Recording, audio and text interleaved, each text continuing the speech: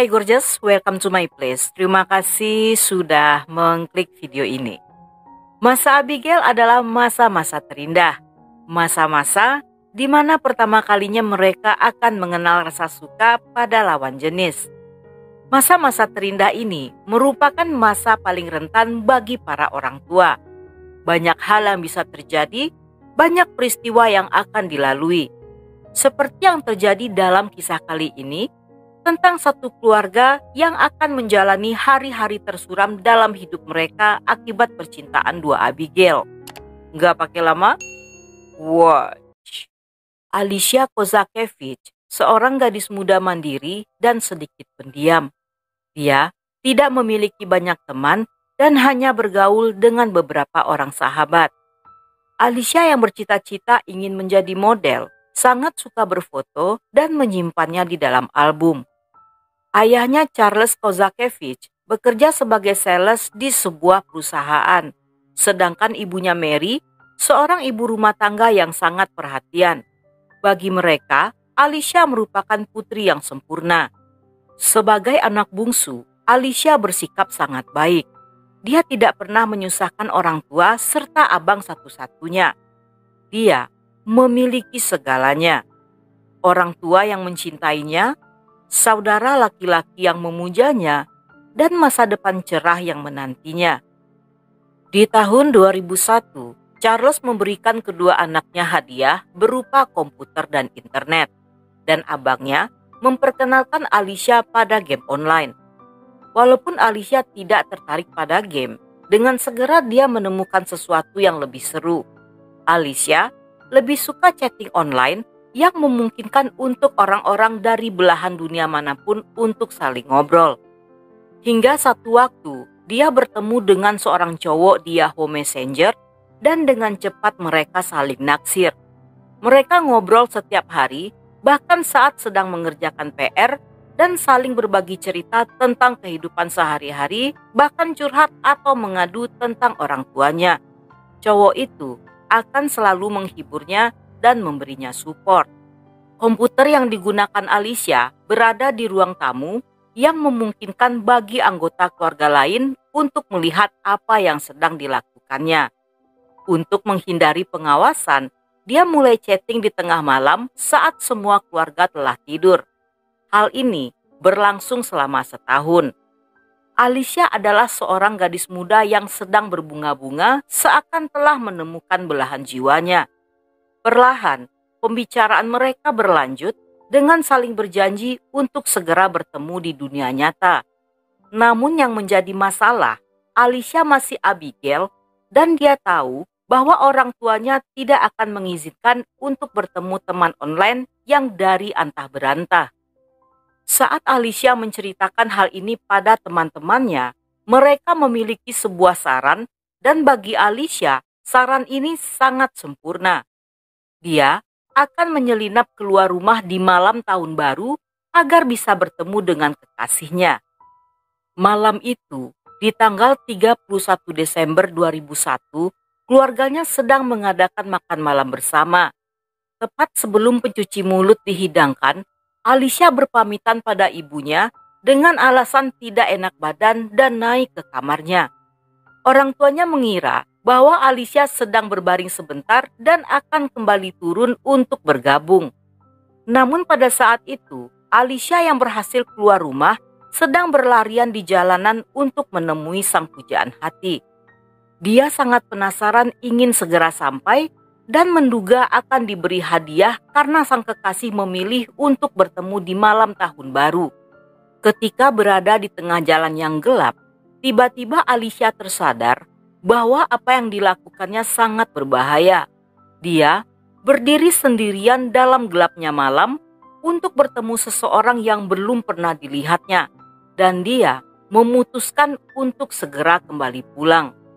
Saat Alicia akan berbalik meninggalkan tempat itu, tiba-tiba seseorang memanggil namanya, dan yang terjadi selanjutnya terasa sangat cepat. Alicia hanya bisa mengingat ketika seorang pria mencengkram tangannya dan memaksanya masuk ke dalam mobil.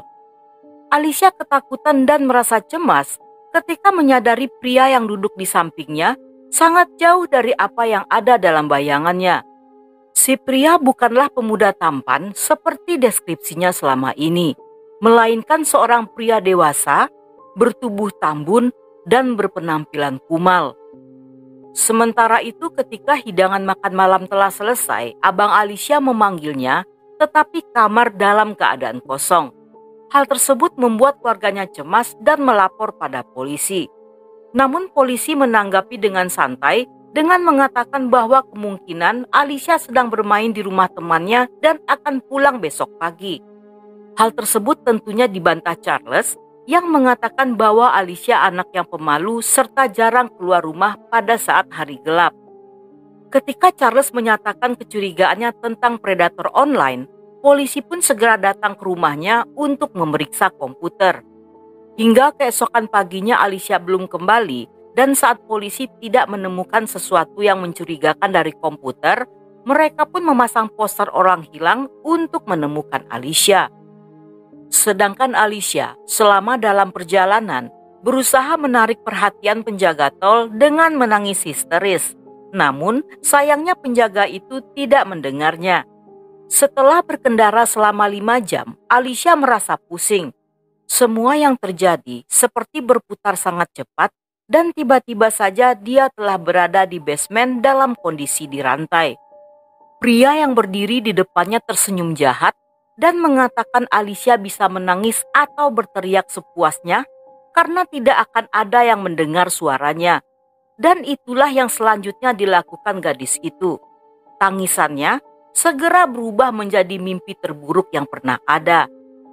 Pria itu membuat Alicia dalam keadaan polos dan merantainya sebelum akhirnya menyerang, menyiksa, dan memperkaos dengan cara yang tidak terbayangkan.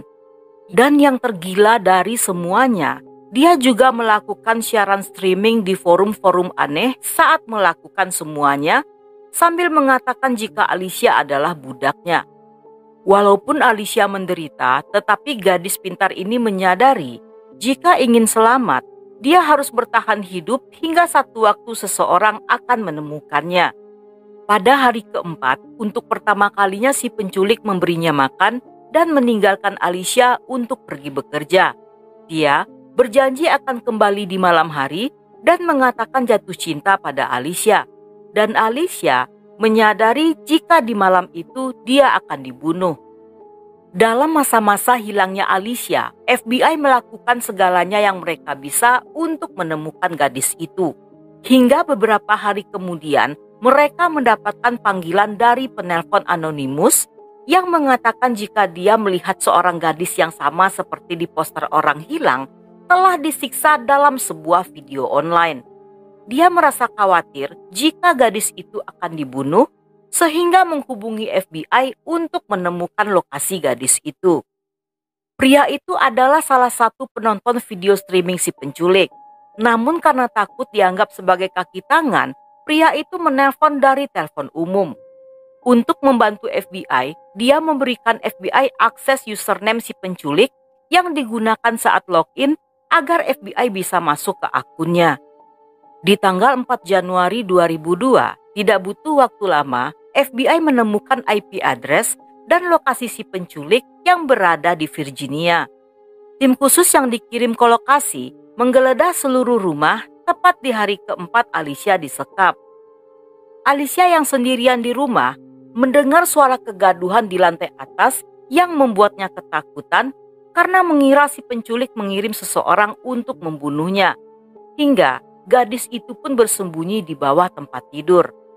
Setelah mengetahui keberadaan Alicia, FBI menyuruhnya keluar secara perlahan. Alicia merasa lega ketika melihat banyak pria berseragam dengan lambang FBI yang mendatanginya. Alicia yang masih sangat syok, tidak percaya telah berhasil selamat hingga gadis itu tidak bisa berbicara. Dia pun dibawa ke rumah sakit sebelum dibawa ke kantor polisi. Setelah Alicia kembali ke rumah, dia mengalami trauma yang membuatnya menderita PTSD. Selain menderita kecemasan dalam jangka waktu lama, Alicia bahkan kehilangan memori tentang kehidupannya sebelum terjadinya penculikan. Dan karena hal ini, Alicia istirahat sekolah selama setahun penuh untuk mendapatkan perawatan.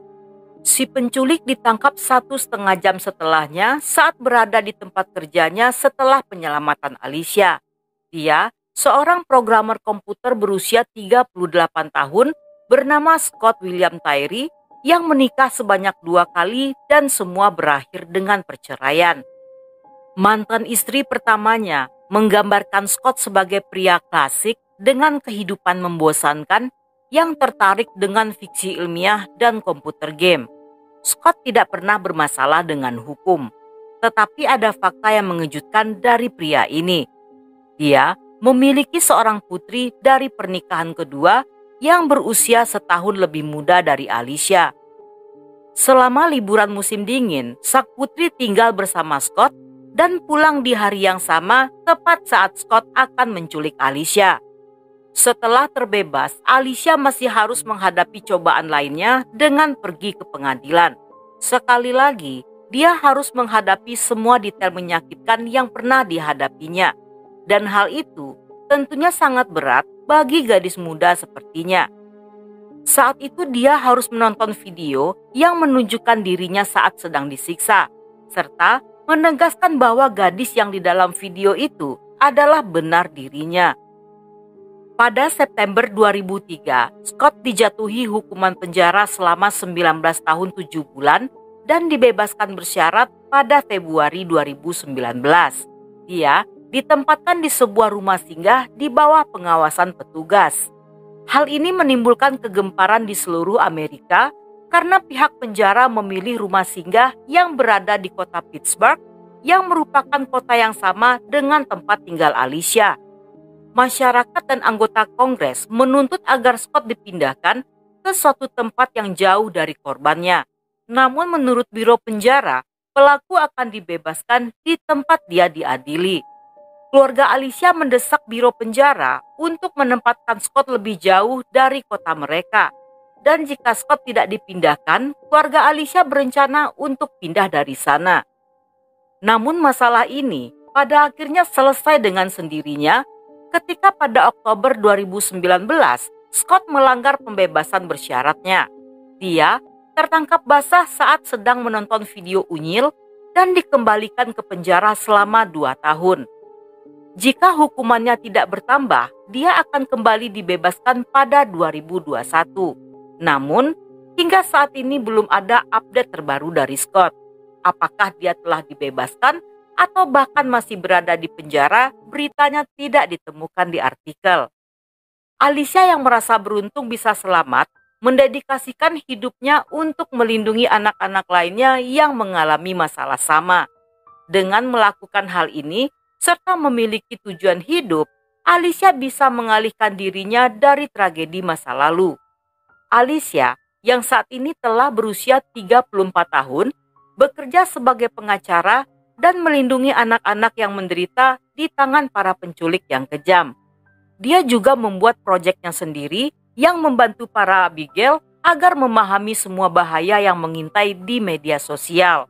Selama dalam masa-masa pemulihannya, Alicia mengalami banyak masalah tentang kepercayaan pada orang lain. Bahkan trauma masa kecilnya hampir membunuh kepercayaannya pada cinta. Namun dia berhasil mengatasinya dan saat ini Alicia telah menikah dan hidup bahagia. Walaupun kejadian ini telah berlalu selama 2 dekade, tetapi masalah yang sama tidak pernah hilang dan akan selalu mengintai anak-anak lainnya di internet.